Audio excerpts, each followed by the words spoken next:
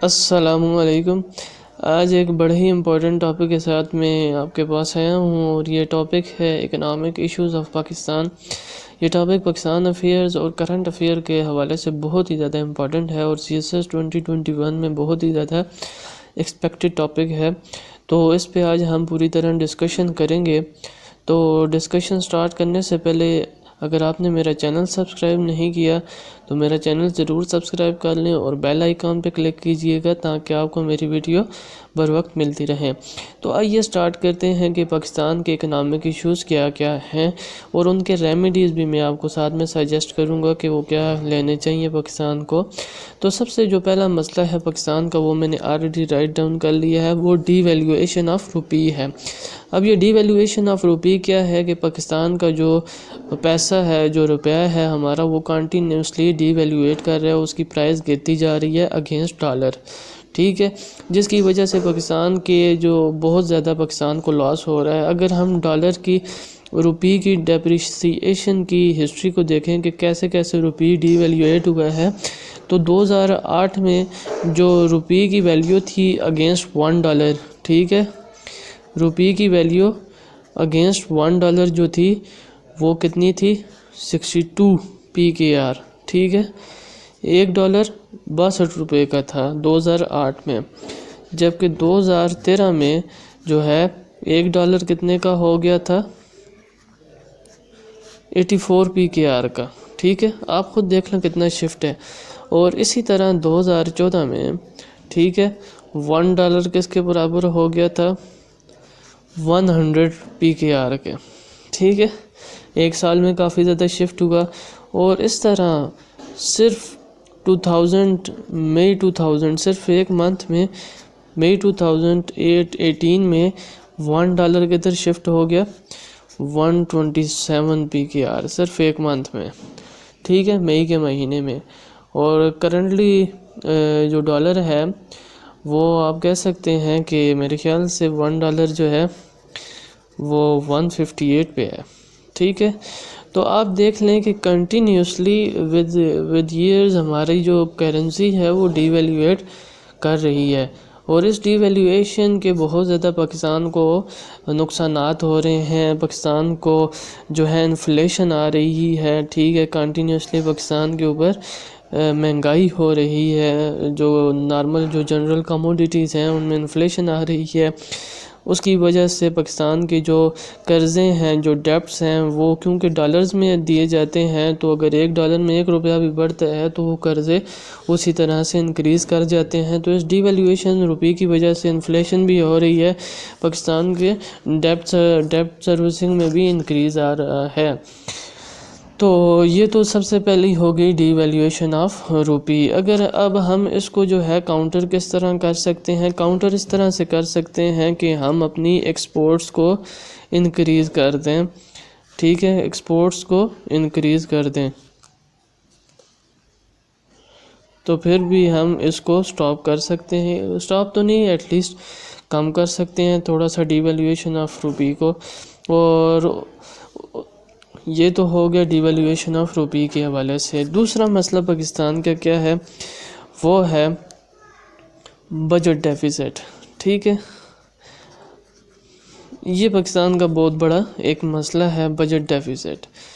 اب budget deficit کس طرح سے ہوتا ہے اور کیوں ہوتا ہے، میں ساتھ میں آپ کو اس کے سب پوائنٹس بتاؤں گا، وہ بھی اکنامک پرابلمز میں ہی آتا ہے، ٹھیک ہے۔ اگر بجٹ ڈیفیسٹ کی ہم تھوڑی سی بیک جا کے دیکھیں تو 2019 سے 20 کا جو بجٹ تھا اس میں جو ڈیفیسٹ تھا وہ 1.5 ٹریلین PKR تھا، ٹھیک ہے، $1.5 خرب روپے کا نقصان تھا، ٹھیک ہے،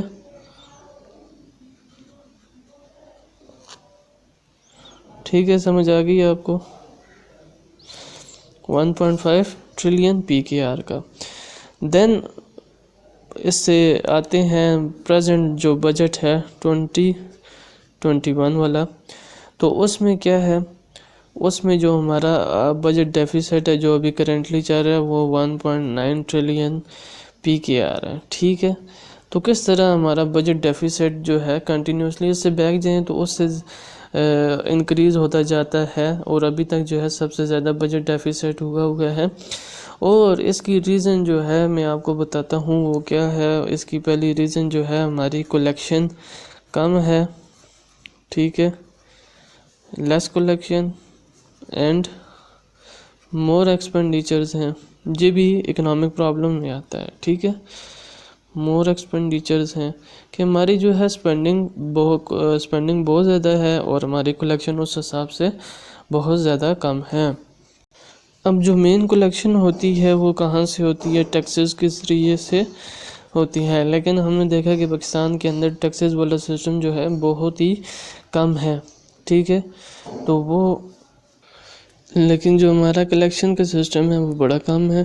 اب کلیکشن کیوں کم ہوتی ہے؟ سب سے پہلا مسئلہ جو ہے وہ ایڈمنسٹریٹو پرابلمز ہیں ہمارے. ٹھیک ہے، ایڈمنسٹریٹو پرابلمز اس طرح سے ہے کہ پاکستان کے اندر جو میجر ڈپارٹمنٹ ہے ٹیکس کلیکشن کا وہ ہے FPR.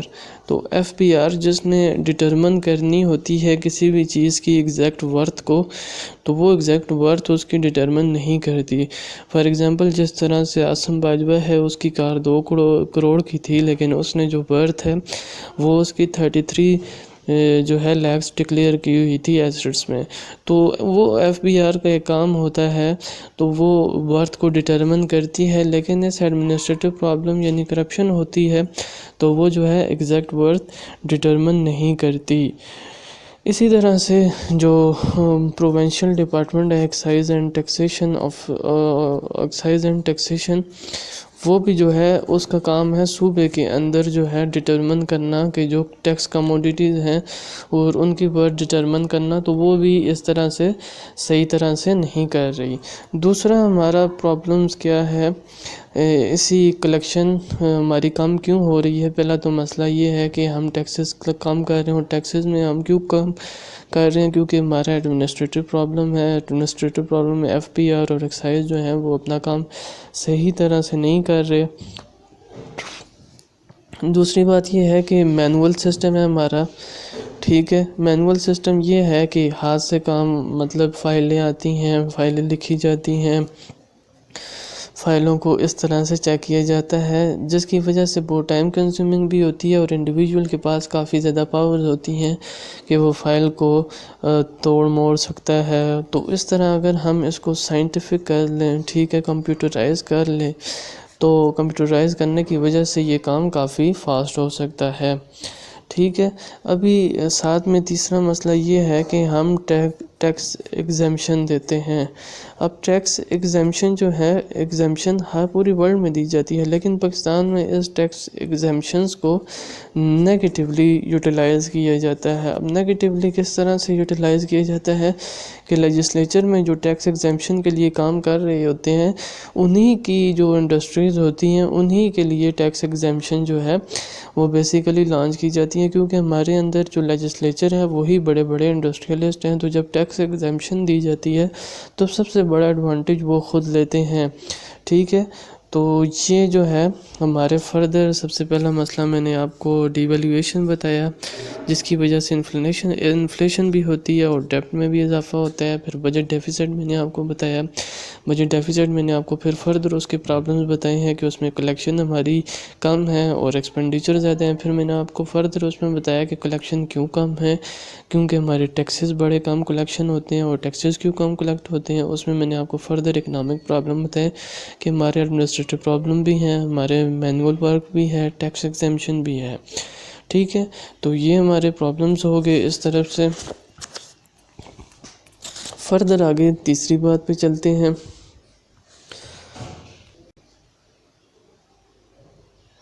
تو ڈیپ سروسنگ ہمارا تیسرا بہت بڑا پرابلم ہے.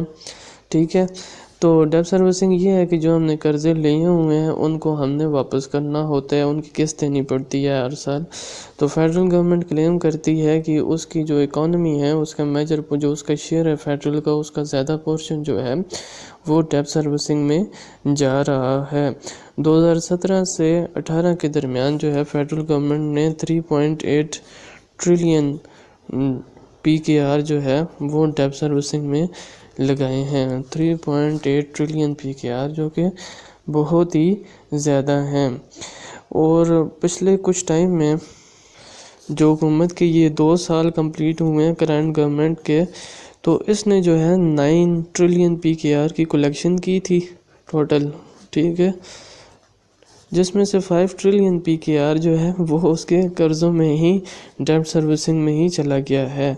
تو اس سے ہمیں پتہ چل سکتا ہے کہ ڈیٹ سروسنگ پاکستان کے لیے کتنا بڑا معاشی بحران کا ذریعہ بن رہا ہے۔ تو جب فیڈرل گورنمنٹ کے پاس پیسے نہیں رہتے تو اس سے کیا ہوتی ہے، مہنگائی ہوتی ہے، انفلیشن بڑھتی ہے، وہ لوگوں کے اوپر ٹیکسز لگانا شروع ہو جاتی ہے، ٹیکس لگنا شروع ہو جاتے ہیں۔ دوسری وجہ یہ ہے کہ فیڈرل گورنمنٹ جو ہے وہ سروس ڈیلیوری نہیں کر سکتی، لوگوں کو سروسز نہیں پرووائڈ کر سکتی، ٹھیک ہے، جس کی وجہ سے لوگ جو ہیں بدحالی کا شکار ہو جاتے ہیں۔ تو ڈیٹ سروسنگ پاکستان میں ایک بہت بڑا پرابلم ہے۔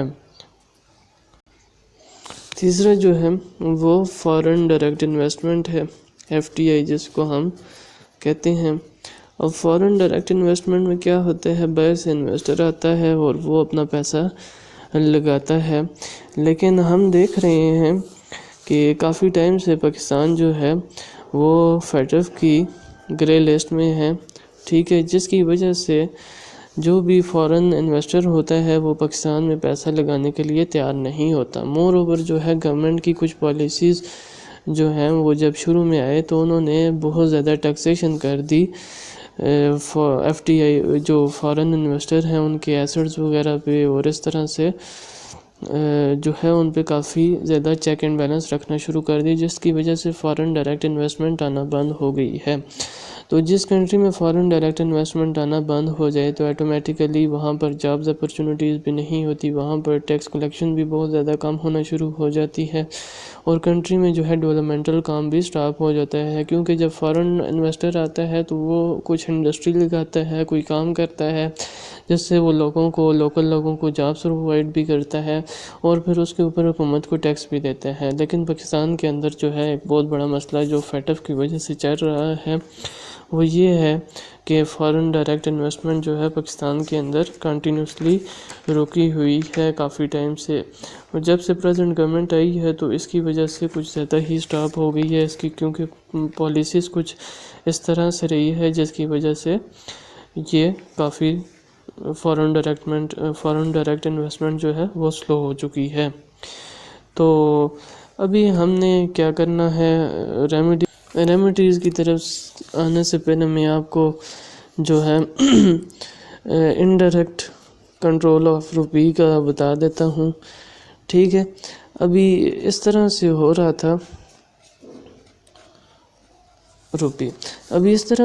تھا کہ پاکستان نے کیا کیا ہوا تھا، جو پریویس گورنمنٹ تھی اس نے کیا کیا ہوا تھا، اسٹیبلائزیشن کے لیے، مطلب ڈالر کو اسٹیبلائز کرنے کے لیے اس نے کیا کیا ہوا تھا، روپی کو اسٹیٹس کیا ہوا تھا، ایک ہی پرائس پہ روکا ہوا تھا۔ ہم نے دیکھا ہے جو PMLN کی گورنمنٹ تھی اس میں روپی اور ڈالر کی جو آپس میں رہی ہے ایکویلنسی، وہ ایک جیسی ہی سارا ٹائم چلتی رہی ہے۔ وہ کس طرح سے چلتی رہی ہے کہ نارمل فنامنا یہ ہوتا ہے کہ حکومت جو ہے جتنے اس کے پاس ڈالرز کے ریزروز ہوں، ٹھیک ہے، اسی لحاظ سے جو اسٹیٹ بینک آف پاکستان ہے وہ نوٹ چھاپتا ہے، مطلب جتنے ہیں مارکیٹ ڈالرز ہیں ان کے پاس اسی لحاظ سے وہ نوٹ چھاپتا ہے۔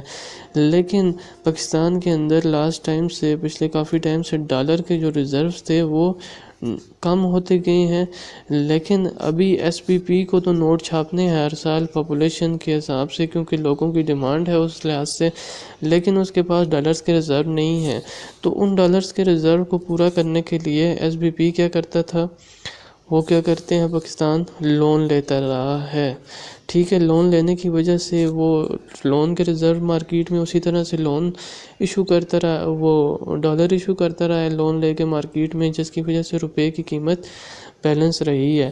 لیکن جو جس کی وجہ سے نقصان یہ ہوا کہ پاکستان کا ایک مسئلہ یہ شروع ہو گیا اکنامک میں کہ ٹو مچ لون ہو گیا پاکستان کے اوپر، ٹھیک ہے، پاکستان نے بہت زیادہ لون لے لیا اس کو کرنے کے لیے۔ تو جب پریزنٹ گورنمنٹ آئی تو اس نے کہا، اس کو کہتے ہیں انڈائریکٹ کنٹرول آف روپی، کہ انڈائریکٹلی روپی کو انہوں نے آرٹیفیشل طریقے سے کنٹرول کیا رہا.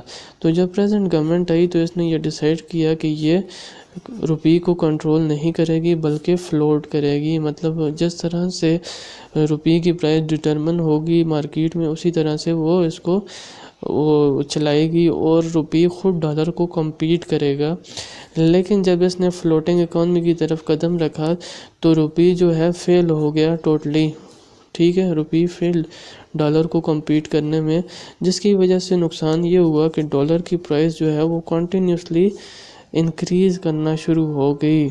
ٹھیک ہے، ڈالر کی پرائس کیا ہوگا، کنٹینیوسلی انکریز ہو گئی. تو ابھی حکومت کے لیے ایک بڑا مسئلہ یہ بھی ہے کہ وہ کس طرح سے ڈالر کو بیلنس کرے نارمل نیچرل طریقے سے. ٹھیک ہے، تو یہ کچھ اکنامک پرابلمز آپ کو میں نے بتائے ہیں. ٹھیک ہے، جن میں سب سے پہلے میں نے آپ کو ڈی ویلیویشن، پھر انفلیشن جس کی وجہ سے ہوتا ہے، پھر بجٹ ڈیفیسٹ میں نے آپ کو بتایا ہے. بجٹ ڈیفیسٹ میں نے آپ کو بتایا کہ کلیکشن اور سپینڈنگ کا بھی مسئلہ ہے، ایڈمنسٹریٹو پرابلم بھی ہے، مینول بھی ہے، ٹیکس ایگزمپشن کا نیگیٹو یوز بھی ہے، ڈیٹ سروسنگ بھی ہے. اور ڈیٹ سروسنگ کے بعد میں نے آپ کو ایف ڈی آئی کا نہ ہونا بھی بتایا، اور اینڈ میں انڈائریکٹ کنٹرول آف روپی بتایا. تو اس کے علاوہ میں انشاءاللہ ریمیڈیز کے اوپر نیکسٹ ویڈیو میں بات کروں گا، کیونکہ ویڈیو کافی لمبی ہو گئی ہے. تو آپ کو اگر میری ویڈیو اچھی لگی ہو تو میرا چینل ضرور سبسکرائب کیجیے گا. اللہ حافظ.